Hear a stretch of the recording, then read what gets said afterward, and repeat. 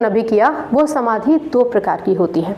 एक होती है सविकल्प समाधि और एक होती है निर्विकल्प समाधि। यहाँ एक छोटा सा पॉज लीजिए। योग दर्शन प्रणेता उद्देश्य आपको याद है। जैसे ही आप उद्देश्य के विषय में डिस्कशन करेंगे आपकी वृत्तियां सामने आ जाएंगी। हमने वृत्तियों के प्रकार पढ़े।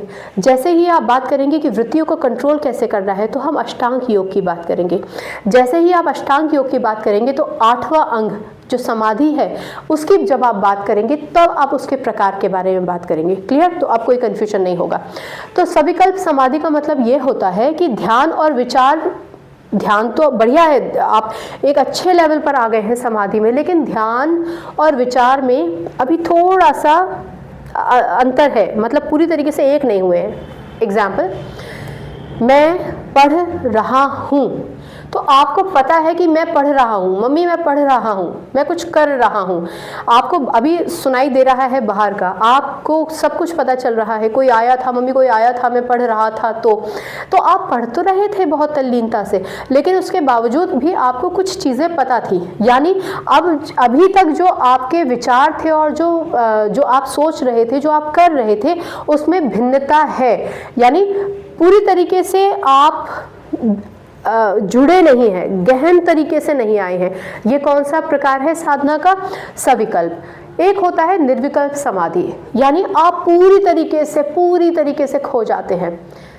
मसलन आपके घर में मेहमान आ गए, मम्मी ने आपको आवाज़ भी दी, लेकिन आप इतना खो गए अपनी पढ़ाई में, आपकी पढ़ाई या कोई भी काम जो आप कर रहे थे, कोई भी प्रेजेंटेशन आप तैयार कर रहे थे, कुछ भी आप कर रहे थे, उसमें आप इतने खो गए, उसके साथ इतने ज़्यादा हो गए कि आपको पता ही नहीं चला कि दुनिया में हो क्या रहा है। तो इस तरीके की जो समाधि होती है वो निर्विकल्प समाधि होती है। पूर्ण शून्यता आ जाती है, ठीक है ना।